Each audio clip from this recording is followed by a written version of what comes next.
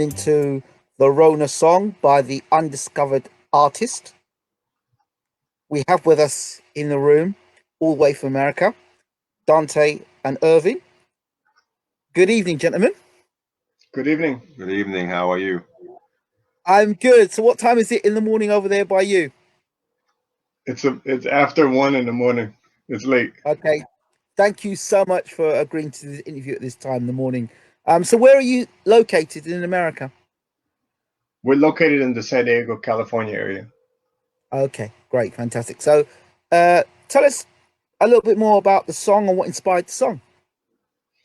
So initially what happened was a couple of months ago, actually a couple of weeks ago, started feeling the symptoms of the coronavirus, especially the shortness of breath, and it was constant. And I became very concerned about my own personal health and also about potentially infecting my family members. So I immediately went to a hospital to get tested to find out what was really going on. Um, but sadly, the experience that I had was that I was pretty much told that I didn't qualify for a test, even though I had the symptoms. So I was basically sent home with no diagnosis, no prescription, nothing. And of course, when I got home, uh, and I'm explaining to my family what happened, that was scary for them because it was like, well, how do we know if you have it or you don't? How do we know if you need to quarantine or not? And then that's when my dad, started obviously, like your dad would do, feeling upset about it. And he started, bringing out the idea of writing a song about it. Wow. So, can you disclose which hospital this was that you went to? It was Kaiser Permanente Hospital in San Diego, California. Okay. Okay. So, I guess as a patient or somebody who looks to the hospital to help you in a situation like this, you're going there with the expectation that you're going to get some sort of resolution. What were you expecting? I was expecting at the least to be tested. That way I would know for sure or not if I had it because the feeling that I was experiencing, I had never experienced that before. Um, to my surprise, again, I was told that I did not qualify to even be diagnosed or tested. So I was So, talk basically me. Go ahead. so I was basically told to just go home and get some rest and try to self quarantine yourself. And of course, So, that take me. was. Mhm. Sorry, it's just a connection here. So take me back a second. Take me back to. So you said you were feeling unwell. At what point do you have any recollection as to where you think this may have started for yourself in terms of your neighborhood or where you're working or anything like that? I don't know. It's interesting because the shortness of breath started a couple of days before I went to the hospital, but it wasn't consistent. But the day that I went to the hospital, I actually woke up with a consistent shortness of breath, and it actually scared me. And I'm actually typically not the person to run to the doctor or run to the hospital, but that same day I went to the hospital to see if I could get tested. So in terms of so when they said to you, look, you do not qualify. What are the qualifying rules? That's what's unclear. That's what's unclear because I definitely had one of the major symptoms, which is trouble breathing. Um, but they were saying that I did not have a fever. They were saying that I did not experience some of the other symptoms, and so therefore it wasn't. Basically, I remember one doctor telling me like that we have people upstairs who are definitely positive, and their condition is way worse than what you're experiencing. So you don't qualify a test unless you're basically coming to the hospital and you look up or you look or appear to be dying, then that would qualify you for a test. So you technically have to be on death row for them to accept you. That's the qualifying phase. Exactly. But here in the States, there have been cases where you had people who really were in that dire condition and they were still denied a test. And then sadly, a lot of them actually died from the virus later. So then you've gone back. Was there anybody else at the same time that may have come into the hospital for a similar situation to yourself? Are you aware of? There were other people there who had symptoms, but I'm not sure if they were given tests or not. Because I've heard some stories across the states where people have gone into hospitals and or people of color have gone into hospitals and then been denied, and then somebody else who's not of color gone into the hospital and being treated. That very well could be the case. That very Yes, well could be the yeah, case. yeah, that's true. That's actually true. And also, there's a lot of patients that go, they went in like my son, who Yes. didn't qualify yet because they weren't sick enough, so they sent him home, and they didn't make it back because when they kicked in and they got sicker, they weren't able to make it back and they died. Wow. So, so that's common. Yeah, I mean, there's a lot of stories like that where they sent him home and they didn't make it back to the hospital. So, and that's what my concern was. He went because the breathing became very inconsistent. I mean, consistently he couldn't breathe, and now he has to come back home and go to bed and maybe not wake up, because on the news media, a lot of people came home and went to bed and died, and in the morning they died by the next morning. So you're listening to family members, husbands or wives saying he or she went to bed the night before, and then I woke up and they were dead, and they were in the bed dead. So Thank God you're still with us today, Dante, to tell this story. Thank you. What was the process afterwards between Irving and Dante? What was the process that happened? Obviously, now the hospital said no, you don't qualify. You've come back. Obviously, you're in a state of shock. Plus, plus you're not fit. You've got this coronavirus. Dad, What? what do you? How do you deal with it? well, first thing you do after that, I mean, because I'd already seen this. I mean, at first you hope it doesn't happen to you, but I'd already seen it happening on the news. So I was, aware of it. So when it was happening to me, and he was sent back, and so the very next thing I did is pray, because they sent him back. That's it. They sent him back, and he's got to be sicker than he is right now to go back. And that's crazy. I mean, up until the coronavirus, you went to the doctor and they quick to give you a test. They quick to diagnose you. And all of a sudden with the coronavirus, the testing is becoming an optional thing. But the real problem is they don't have enough tests, and they're deciding who gets it and who doesn't. That's the problem. That's the real issue. They don't have enough tests, and so you almost have to be like it's literally dying, and then of course, like you said, of color, where most of the deaths are already. So, I mean, so you're not a priority. You may think you are, but I mean, this is another wake up call for people of color. I mean, oh well, yeah, well, you're not sick enough. I can't breathe, yeah, but you're going to be sicker than that, and so go home, and if it gets bad, come back. It's unheard of, it's unreal, but it's realistically true, and that's what's going on today. They're deciding. I heard a doctor say the other day that she was really having a problem deciding who gets treatment and who doesn't. That was really starting to bother her. Ouch. Dante, you were saying something before I switched to your father. No, nothing other than so I can't say that I had the virus because again, I never was tested for it, therefore I was never diagnosed with it. And Right. truthfully, about a week later I started to feel okay again. So I can't say that I had any kind of near death experience, but it was still scary and it was still something that shouldn't have happened. And unfortunately, the happy ending that we have is not the same ending that a lot of other families of color are having. And so I think that was what kind of inspired my dad to write the song that he wrote, because he Yes. wanted to create a voice through music that people could resonate with. So, in terms of media in the US, have you approached? I will assume you spoke to people in the US about this situation in the media. I mean, we've been talking about the song. I mean, this experience, as you know or may not know, in the US media, this is common. This is daily. I mean, there are many cases of people who are dying and they were denied multiple times sometimes the test. Um, so it's not necessarily something that we reached out to the media about, but through this song and the popularity of the song, yes, we have been able to talk with the media both about the music and about the issue that's at hand. So, in terms of your situation, you said you're feeling better, but in terms of your community, the people around your community, how do you ensure that you don't infect them if you have got the remnants of that coronavirus? If you did have it, how do you ensure that you don't infect others and within your own household as well?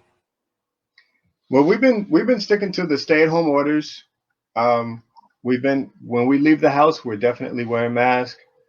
We definitely wash our hands a lot, use as much hand sanitizer as possible, and then of course keeping 2 meters away from anybody who's outside. But other than that, that's all we've been doing. And the next question I'm going to ask is, obviously you're alive. So have you done the steps you've taken in terms of your health? Have you eaten anything? Have you eaten anything in particular, or if your diet changed, or My diet hasn't changed. You know, I heard a doctor say once on the news that he said something that I could resonate with. He said your best weapon against this virus is your lifestyle. So I've always been very healthy about eating and not eating a lot of processed foods and fast foods. And so I've continued to do that. I also take vitamins, just anything I can possibly do to keep my immune system strong. And that may have been what saved me. okay? Irvin, let's talk a bit about this song now. What inspired you to? And obviously, we know what inspired you because of your son. But what inspired you to get to the point to actually turn it into a song for it to hit to YouTube to be as successful as it is?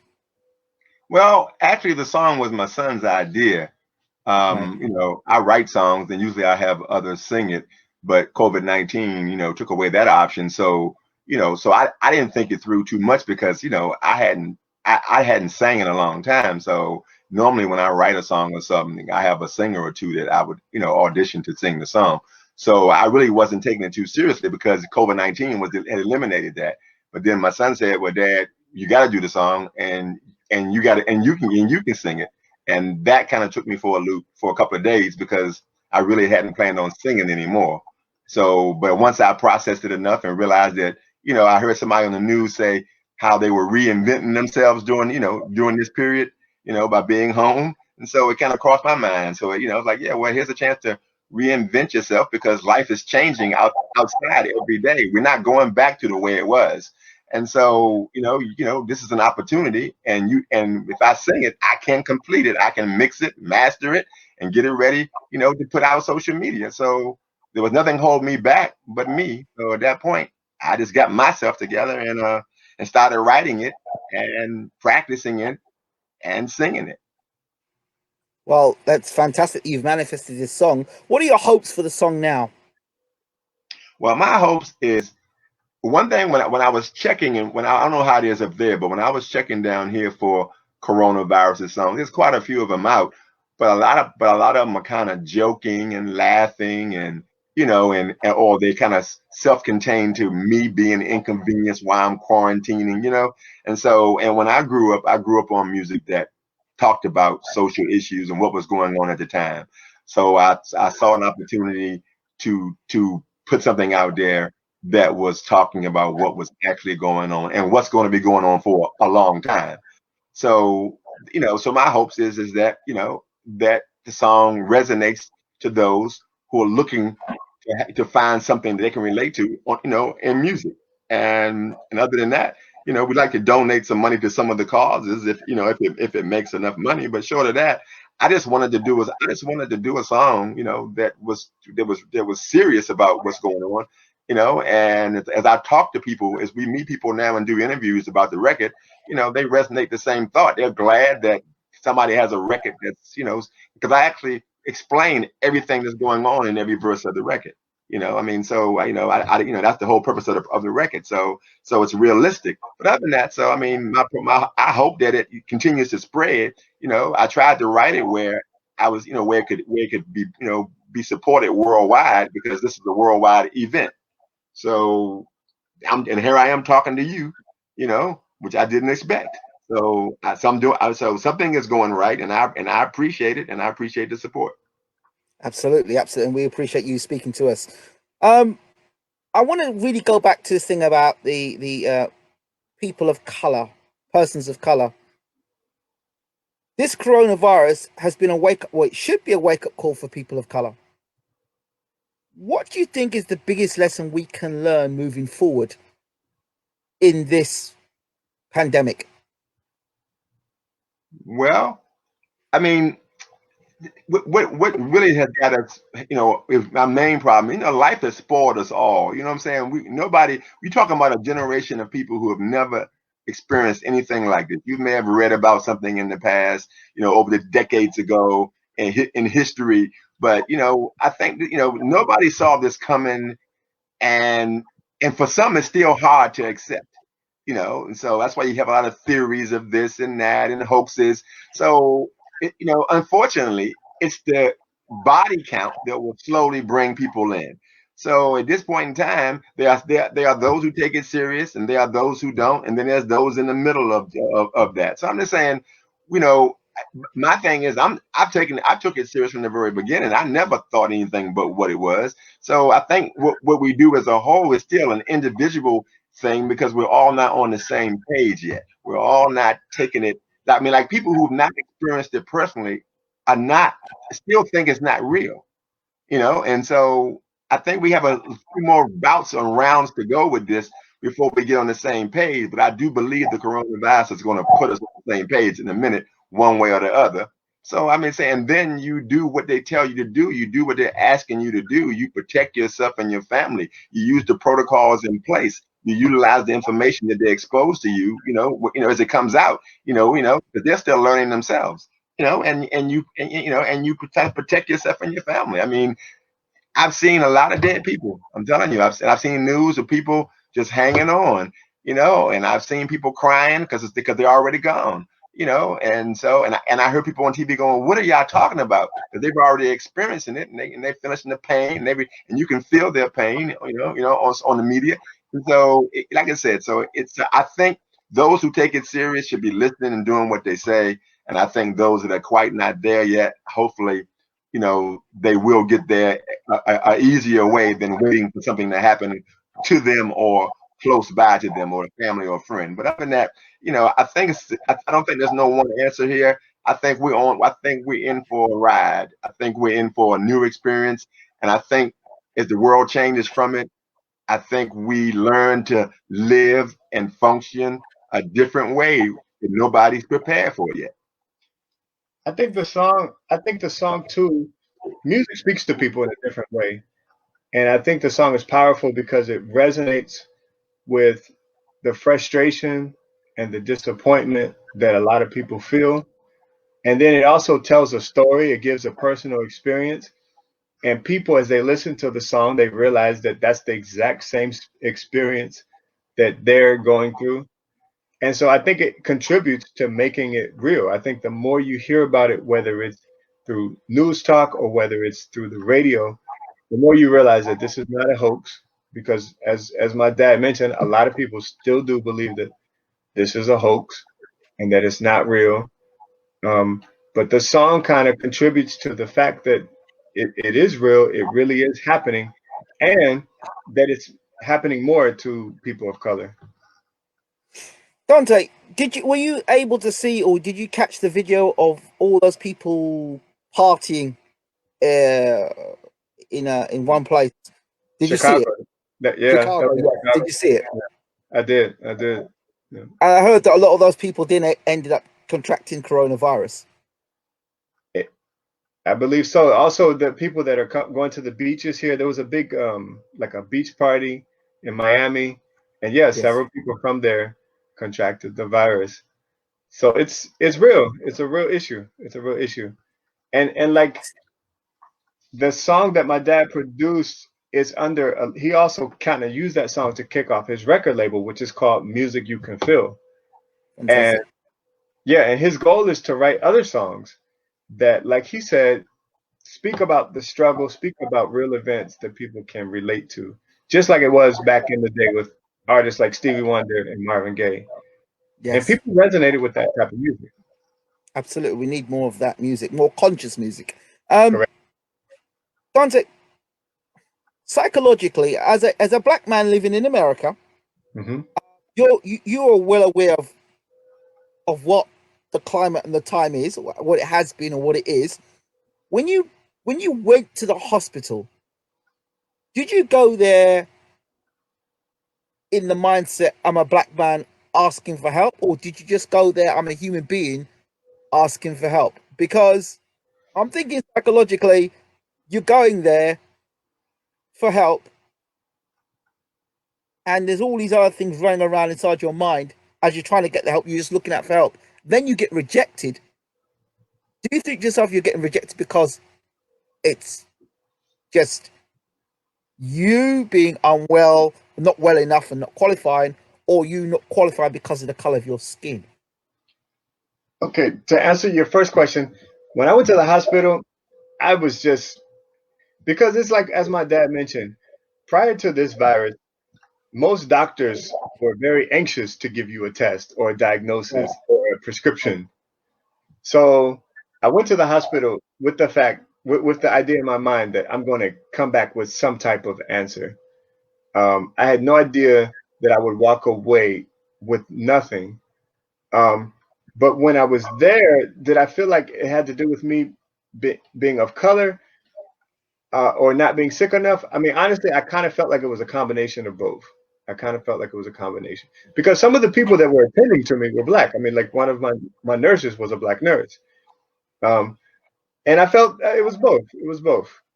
And they did explain to me. I mean, they have this explanation that they give you of how they determine whether or not you need a test.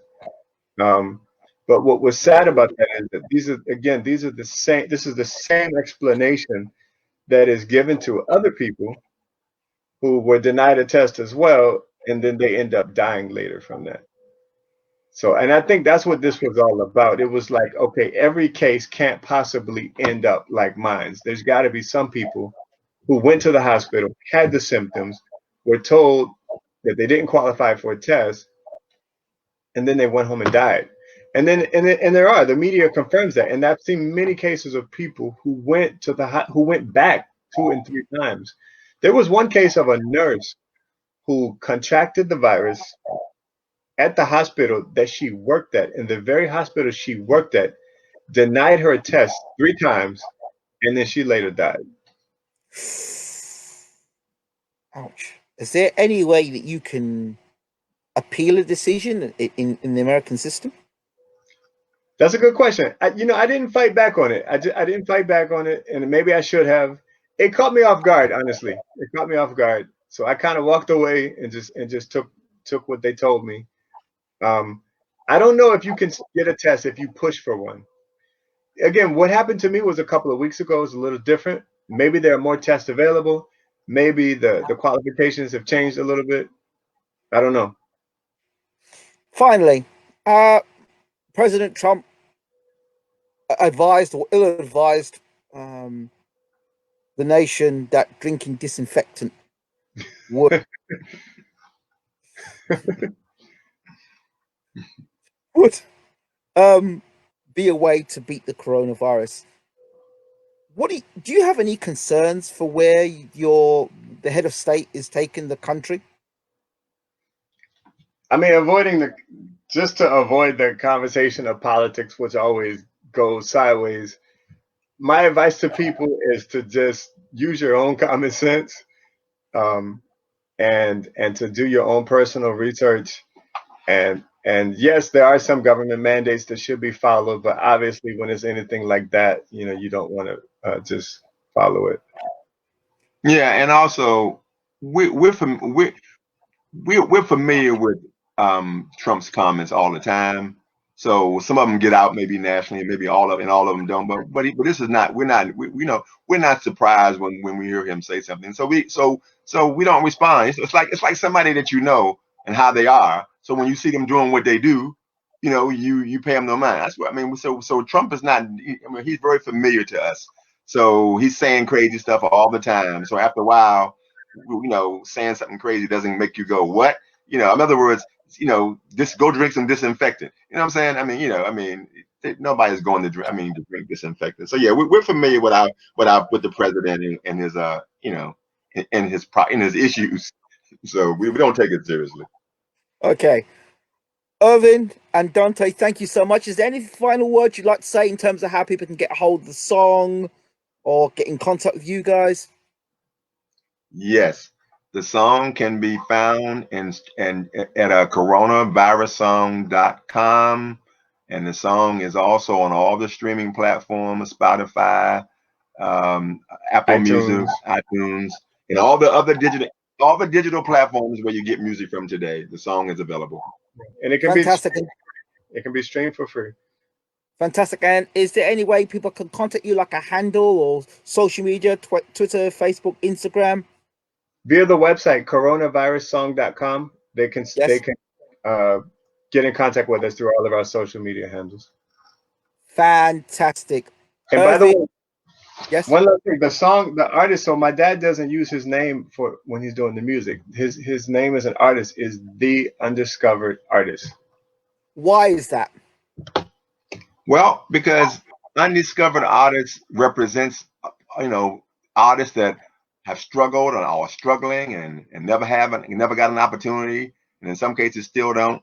And so, I've been messing with music off and on, for years, and this is my first time something's really happening. You know what I'm saying? I've had a few things happen here and there. So I'm just saying, I like the way things are set up now with social media, and you can get your stuff out now versus going to a record label and them telling you can't, you can't dish, you can't sing, So I like the new platform. So, but yeah, it's just representing, a lot of artists that like I said, that a lot of talent artists that just can't get out there or get through. So that's the purpose of my name. Yeah, and he didn't want it's like it's about the music. It's not about the artist. Like he wanted people to focus on the message of the music.